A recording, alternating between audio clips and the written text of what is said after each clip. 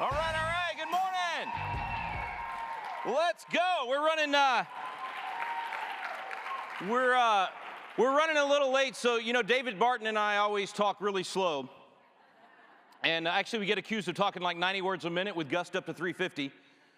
But this morning, since we're running behind, I'm going to start at 350 and we'll gust on up from there. Okay, so I'm actually just going to tell you a couple of stories this morning because I hated missing last night, and I know that Charlie's assassination has changed so much in our country, and not only the revival that is happening, but hopefully a true reformation, where we're not going to make the mistake we made in the Jesus Revolution, where a whole lot of people walked the aisle, or in many cases the beach, and gave their life to the Lord, but there wasn't a discipleship where we actually train people how to live according to God's word. Now, if you listen closely to Charlie, a lot of people think he was just talking politics all the time. In truth, when you listen to what he was saying, and maybe the untrained ear thought it was just quote-unquote politics, but what he was actually doing was discipling people on every single issue, giving the biblical worldview the same foundation that the nation was built upon, and no topic was off the table, right? You could ask about anything, sexuality, taxes, whatever it might be, because the Bible actually does apply to everything in life. So Charlie was a master at discipling. And I want to introduce you to a couple of people that were basically the Charlie Kirk of their day. The Charlie Kirk of the founding era in the Revolution was a man named Dr. Joseph Warren. Most people don't know much about Dr. Warren because he was cut down by the British at 34 years old.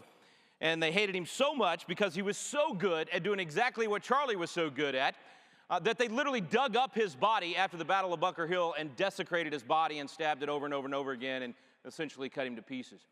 Dr. Warren would have been known as the greatest orator of the founding generation had he not been killed at Bunker Hill. But I just want to read you two lines from his famous speech given on the anniversary of Bunker Hill. Now remember that what Charlie Kirk was doing whenever he was answering questions on a campus or when he was doing our biblical citizenship class, which 1 million people have been through. Thank you very much. A lot of Moms for Liberty folks have hosted those classes. But what he was doing when he was responding to those answers was not only telling them how life would be better if they lined up with the laws of nature and nature's God instead of going against the laws of nature and nature's God. He was actually showing them how it would benefit all of their neighbors as well, that the entire country does better as a result. And that's what Dr. Warren was always doing. Well, right at the end of his famous speech on the anniversary of the battle, or of the Boston Massacre, he had given that address twice, by the way, so 5 times they would get together at the Old South Meeting House in Boston, and they would talk about what had happened at the Boston Massacre, and it would get people pretty riled up about what they were going to do. In fact, the Boston Tea Party happened in '73 after the big speech at Old South Meeting House. But in '75, just a few weeks before he would be killed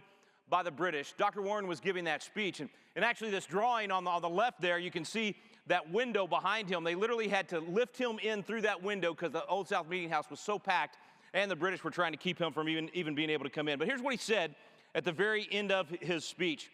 Having redeemed your country and secured the blessing to future generations. I want you to think about Charlie for a minute as you read this, because this is essentially who he was talking to in the future. Who fired by your example. That's what's happened. Charlie's example has fired up an entire nation. Shall emulate your virtues. So as everyone is watching all those videos and being discipled by Charlie Kirk's videos now, a lot of people think, oh, they tried to silence Charlie's voice. No, what they're trying to silence is the voice of truth. Charlie Kirk's just a vessel, was a vessel for that. We are all vessels of that voice of truth. And not only has the voice of truth been amplified, Charlie's own voice has been amplified as those videos are now going to 100-fold what they would have been before. So fired by your example, shall emulate your virtues and learn from you the heavenly art of making millions happy. With heartfelt joy which transports all your own, you cry, the glorious work is done. Then drop the mantle to some young Elisha and take your seats with kindred spirits in your native skies. Friends, I'm just here to tell you, there are millions of young Elishas right now asking for the mantle, asking to be trained, asking to be taught how to answer, taught how to speak with all boldness, taught how to go out and actually engage in the culture. Moms for Liberty is helping to train up that generation by partnering with Patriot Academy. Send your young people to us. We will train them on how to do that. Dr. Warren, 33 when he gave that speech, 33 years old, and then he died just a few weeks later, right after 7 days after he turned 34. The second person I want to tell you about is, of course, Thomas Jefferson, also 33 years old, when he wrote the Declaration of Independence. So whether you're going to do what Marissa was teaching today, which I just asked her backstage, I got to add that to our Rebuilding Liberty course because I want every family in America doing what she demonstrated this morning. But think about it, Jefferson at only 33 years old wrote those incredible words, we hold these truths to be self-evident, that all men are created equal, that they're endowed by their... Wait, are you sure it's not Congress? You're not endowed by Congress? Why, you bunch of Christian nationalists. I mean, apparently that is what a Christian nationalist is. If you believe your freedom comes from God instead of government. I mean, what a scary sounding term. But in reality, it's exactly what made America different, and Jefferson understood that. So we're endowed by our Creator with certain inalienable rights, and among these are life, liberty, the pursuit of happiness, that to secure these rights, governments are instituted among men deriving their just powers from the consent of the governed. All of that, I mean, you go through the entire Declaration. That's one thing I would add to the ceremony. Have your kids actually read, especially those 56 words that I just gave you. I actually passed a law back in Texas when I was a legislator 25 years ago, requiring students to study. Texas, we got some Texas folks here, yes.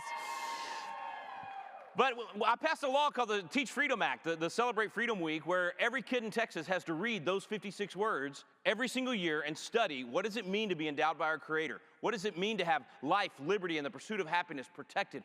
And now it's our job to bring that document to life during the 250th. So Jefferson at a young age, you're going to kind of get the theme here in a second. Also at 33 years old, this young lady right here, Catherine Lee Bates, when she penned those famous words atop Pikes Peak, what started as a poem became the most popular song in America. And later this morning, as my daughter closes out our morning, she's going to be singing this song for you. Now, I want you to listen to the words carefully as she sings them, because now it's not just a song, it's a prayer.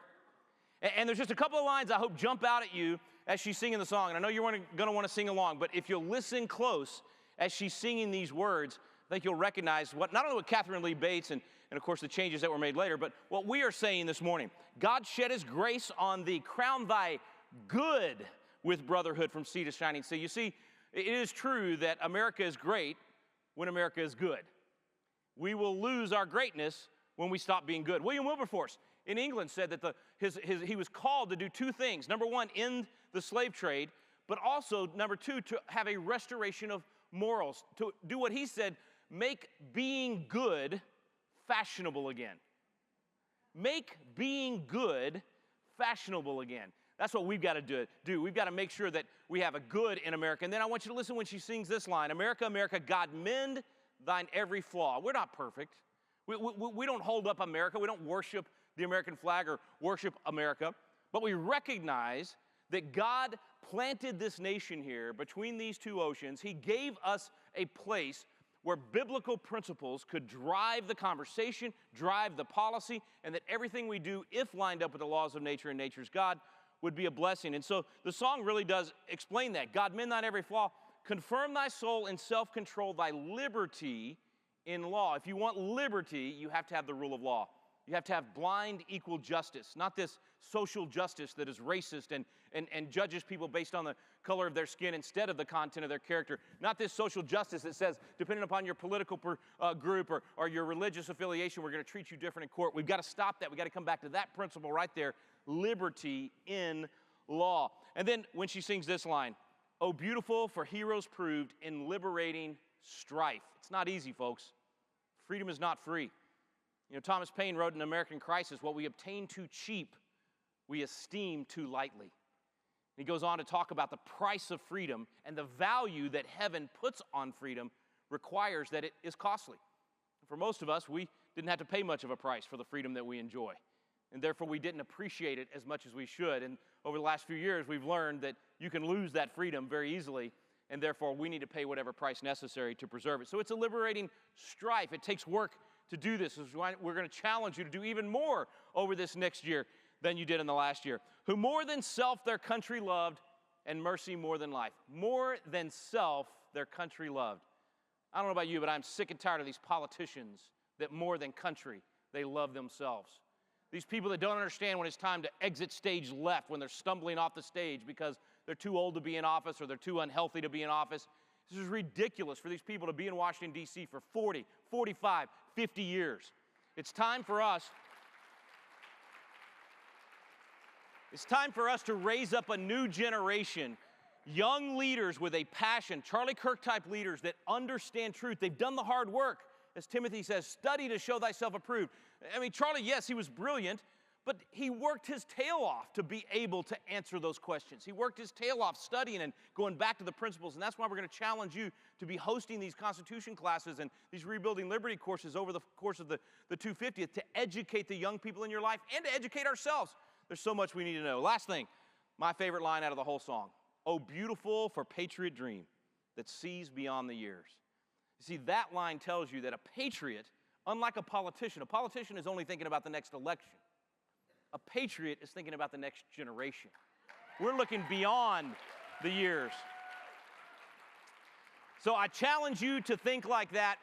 And the last one I'll give you, now this one doesn't fit my theme. All those other folks I just gave you were 33 years old, 33 years old, 33 years old. I know you thought I was going to close with Jesus at 33, but I'm not. Anyway, Joshua Chamberlain was just barely 34 when this happened. Yeah, you might have seen the movie Gettysburg over on the right. You can see from the movie Gettysburg. Chamberlain's the one that held the line, ran out of ammunition, ordered his men to charge down the hill, fixing bayonets with no ammo, and managed to save the battle at Gettysburg and ultimately save the Union. But he said this, when faced with the choice to do something or do nothing, I will always choose to do something. I had deep within me that day the inability to do nothing. I knew I may die that day, but I would not die with a bullet in my back. I want to read you what one of our students at 18 years old wrote to me the day that Charlie was assassinated. I'm so proud of these kids that have taken up the torch. She said, I'm thinking today about what Abraham Lincoln said at the Gettysburg Address, that from these honored dead we take increased devotion to the cause for which they gave the last full measure of devotion. That we here highly resolve that these dead shall not have died in vain, that this nation under God shall have a new birth of freedom, and the government by the people of the government of the people by the people and for the people shall not perish from the earth. We too, this young lady said, should find tragedy calling us to a greater resolve, greater passion, and greater action. These years have shown us, these last weeks have shown us, we can no longer be couch Christians comfortable in our apathy while our house is burning down. God has called us to be warriors of faith with the gentleness and compassion of lambs and the passion and purpose of lions. We will continue to live like Joshua Chamberlain.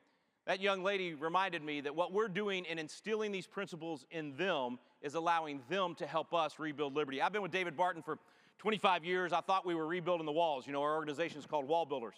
In truth, we've been convincing the king to let us go rebuild the walls. The king is, of course, the American people. And now, like in the second chapter of Nehemiah, we're at a place where the American people have said, there's got to be a better way. We've got to rebuild the walls with the right bricks. We've got to put the right foundation in place. I want to encourage you to sign up as a Moms for Liberty Constitution coach and host this brand new course that we just released. It's all about the 250th, teaching the Declaration of Independence, and I think you'll like what you see.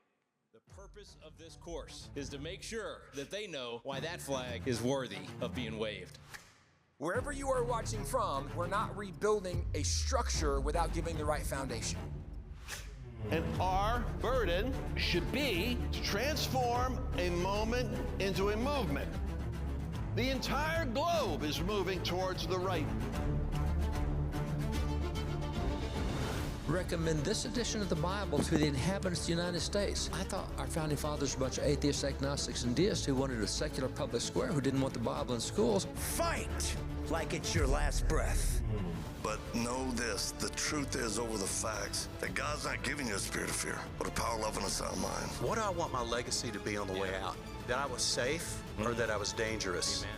No, this nation is not perfect. I'll take America for any other country or nation on the face of this planet. How about you?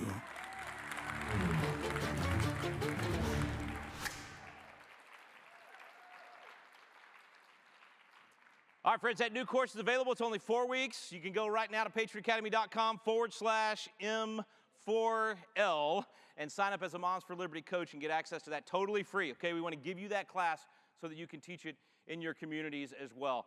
You know, Erica said that what Charlie had died for, what he was standing for, was patriotism, faith, and God's merciful love. So if we follow the advice of Lincoln and have an increased devotion to the cause for which they gave the last full measure of devotion, That means that we have to have an increased devotion to patriotism, faith, and God's merciful love for this next generation. I know that you're already doing that. I know you've been equipped this weekend and inspired to go back home and do even more work. Together, we can make sure that the torch of freedom burns even brighter than it ever has before. God bless you guys. You ladies, I should say. Not you guys, you ladies.